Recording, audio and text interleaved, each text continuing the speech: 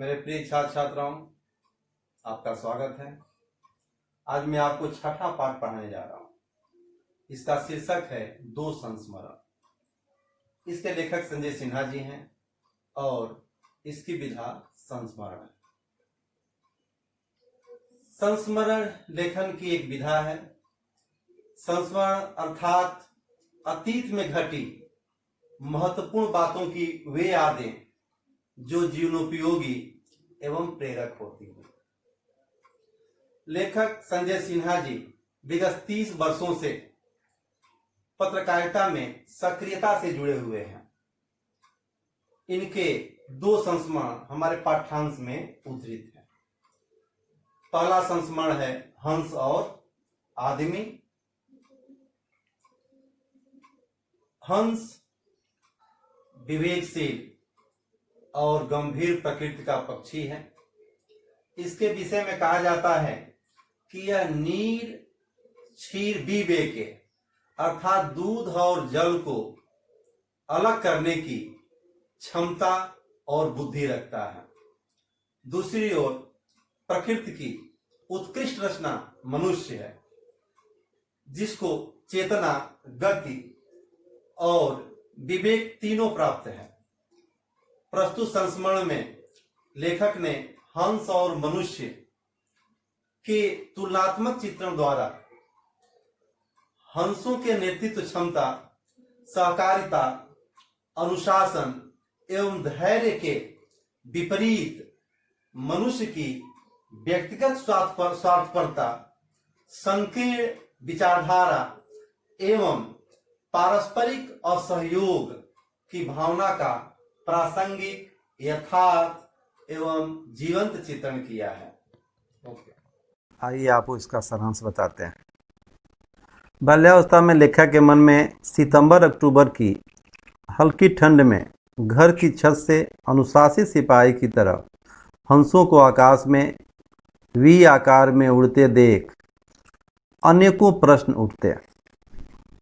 We आकार बनाकर उड़ना, कहाँ जाना, पीछे वाला आगे जाने की कोशिश क्यों नहीं कर रहा, उन्हें इस तरह उड़ने का निर्देश किसने दिया है, इत्यादि।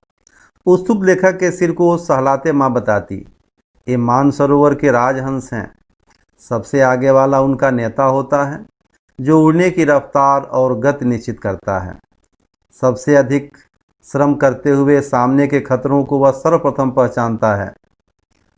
वह और उसके बाद के बाकी के हंस हवा को काटते हुए पीछे उड़ने वाले हंसों की उड़ान आसान बनाते चलते हैं। एक बार में 10 घंटे उड़ सकने वाले ये हंस कर भला तो हो भला के को ध्यान में रखकर एक दूसरे का साथ देते हुए चलते हैं। इनमें आगे वाला हंस सबसे अधिक मेहनत करता है। थकने पर सबसे पीछे वाला उसकी जगह लेने पहुंच जाता है। ऐसे ही सारे हंस उड़ते हुए अपनी जगह बदलते हजारों मील की यात्रा तय कर लेते हैं। लेखक के अनुसार आगे वाला हंस पिताजी की तरफ, फिर माँ, फिर चाचा चाची, हम सारे भाई बहन और दादा दादी। बूढ़ी दादी के सभी संकटों से सामना करने के लिए पिताजी खड़े हैं। कभी दादी जी ने उनके लिए रास्ता बनाया होगा। यही परिवार है। हंसों की तरह आदमी भी चाहे तो पारस्परिक सहयोग और सहकारिता की भावना से विकास की उच्चतम ऊंचाई तक लेकिन मनुष्य की फितरत में हंसों जैसा सामंजस्य कहाँ। एक बार आगे हो जाता है तो पीछे वालों की चिंता छोड़ सिर्फ अपने लिए सोचने लगता है। कई बार पीछे चलने वाले आगे निकलने की होड़ में अनुशासन ही नहीं तोड़ते, वरन अपने प्रयास से दूसरों के सहयोग के स्थान पर उनके लिए मुश्किलें खड़ी कर देते हैं। प्रकृति के अनुपम भेंट मनुष्य बुद्धिमान होता है, लेकिन उनसे बुद्धिमान हंस लगते हैं, जो कमज़ोर हंस को भी सबके साथ लेकर हजारों मील उड़ते हैं। मनुष्य में ऐसी सदा सहता कहाँ है? इन हंसों को रिश्तों का पाठ किसने पढ़ाया है? क्या मनुष्य इनसे सीख नहीं ले सकता? प्रस्तुत संस्मरण हंस और आदमी द्वारा लेखक ने मनुष्य को संकीर्णता, स्वार्थ, असहयोग और अनुशासनहीनता का परित्याग कर हंसों से प्रेरणा लेकर सहयोग, अनुशासन, व्यापकता एवं सहकारिता की भावना को अपनाकर असंभव कार्य को संभव करने की सीख दिया है। अपने दूसरे संस्मरण आत्मीय रिश्ते में लेखक सिन्हा जी ने रिश्तों संबंधों के महत्व को दर्शाया है। अपरिचितों का सम्मान और आश्रय देकर उन पर विश्वास कर सहयोग द्वारा मानवता का मिसाल प्रस्तुत करना अत्याधुनिक समाज के लिए अनुकरणीय एवं प्रेरक है। आपको आत्मीय अर्थात अपनत्व के संबंध को लेखक ने अपने संस्मरण में बताया है कि कई वर्ष पहले उनका परिवार पटना में रहता था। आधी रात को घंटी बजी। लेखक के पिता ने देखा कि एक पुरुष और एक महिला, दो लोग बाहर खड़े थे। उनका परिचय पूछने पर उन्होंने बुआ जी द्वारा लिखी चिट्ठी पिताजी को पकड़ा दिया, जिसे पढ़कर प्रसन्न हो गए। अतिथियों पर आंख मूंदकर विश्वास कर लिया। बुआ जी ने भेजा है, यह जान लेने के बाद कहाँ अविश्वास की बात आती है।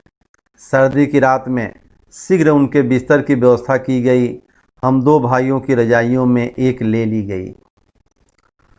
पिताजी द्वारा अपनी सपरिवार बड़ी दीदी का समाचार पूछा। उनके द्वारा भेजी गई तिलकुट हम लोग मज़े से खाए। दोनों आगंतुक बुआ जी के परिचित थे। महिला की अस्वस्थता के कारण पटना मेडिकल कॉलेज में दिखाना था। पटना में बुआ जी के छोटे भाई रहते थे, तो उन्हें सोचने की कोई बात ही नहीं थी वे वहाँ रहेंगे। वे कहाँ रहेंगे, कैसे रहेंगे, इसकी चिंता किसी उनको नहीं थी। ट्रेन लेट होने के कारण आधी रात को बिना खाए पिए पहुँचे मेहमानों के लिए खाना बना, सोने का जुगाड़ हुआ और प्रातः अस्पताल पहुँचाने की भी व्यवस्था हुई।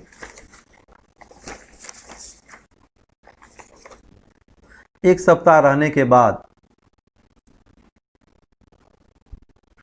हम इतना घुल मिल गए कि पिता जी के न कहने के बाद भी पता ही नहीं चला कि वे अपरिचित हैं। बुआ ने परिचित भेजा, हमने उन्हें अपना संबंधी बना लिया।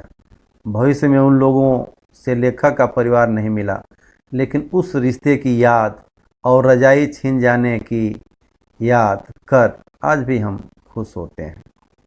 25 वर्ष पहले जब लेखक भोपाल से दिल्ली नौकरी करने आए थे, उनके मामा ने अपने एक जज मित्र के नाम पत्र लिखकर लेखक को भेज दिया था। लेखक उनके घर जितने दिन रहे एक परिवार के सदस्य की तरह रहे। उनके बेटे बेटी लेखक के भाई बहन बन गए। कार्यालय से विलंब होने पर वे चिंतित होते और लेखक की आने की राह देखते रहते। ये है अनाम आत्मीय। इस अनाम रिश्ते में कितना अपनत्व है, इसकी अनुभूति किया जा सकता है।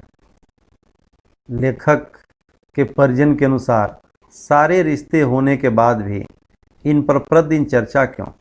लेखक का अनुभव के आधार पर मत है कि क्या सबके पास सही मायने में रिश्ते हैं। लेखक का कहना है, अकेले हम सिर्फ बोल सकते हैं, लेकिन रिश्तों के बीच बातें करते हैं। अकेले हम मज़े कर सकते हैं, लेकिन रिश्तों के बीच उत्सव मनाते हैं। अकेले हम मुस्करा सकते हैं, लेकिन रिश्तों के बीच हम ठहाके लगाते हैं। यह केवल इस बात इंसानी रिश्तों में ही संभव है।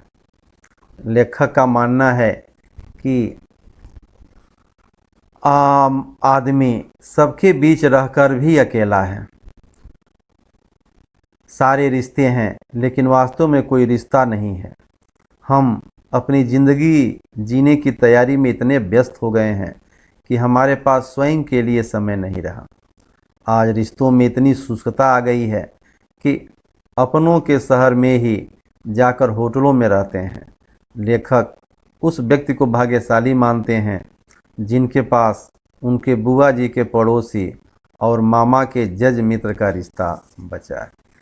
मेरे प्रिय छात्रों, रिश्तों पर जो लेखक के संस्मरण आपने देखा, सुना, समझा, प्रस्तुत संस्मरण आत्मीय रिश्ते द्वारा लेखक ने वर्तमान आपाधापी के युग में सिमटते छूटते रिश्तों को बचाने की गुहार लगाया है। सारे संबंधों के बाद भी अकेले हुए इंसान को अपने और अपनों से संबंधों को जीवित रखने की सीख देते हुए आत्मीय रिश्ते को संजोकर रखने वाले को भाग्यशाली माना है।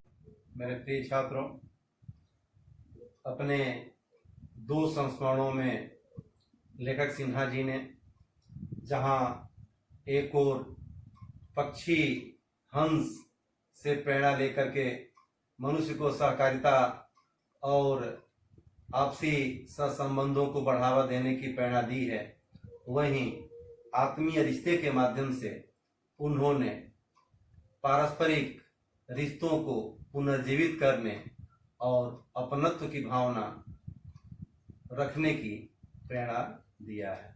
इस प्रकार हम कह सकते हैं कि हम मनुष्य हैं और मनुष्य सामाजिक प्राणी होता है। ऐसी स्थिति में हम समाज में रह करके ही सुखद जीवन व्यतीत कर सकते हैं। अलग थलग पर करके और अपनी व्यथा को अपने में ही लेके रखना और उसको अपनों में भी न बांटना, अपनों के रिश्ते होने के बाद भी उनसे दूरी बना के रहना, पूरी तरह से एक तरफ जहाँ सामाजिक है, वहीं अकेलेपन का बोध भी कराता है, जिससे जीवन दुखद हो जाता है और हम अपने सुखों दुखों को किसे बांटने में असफल रहते हैं। धन्यवाद।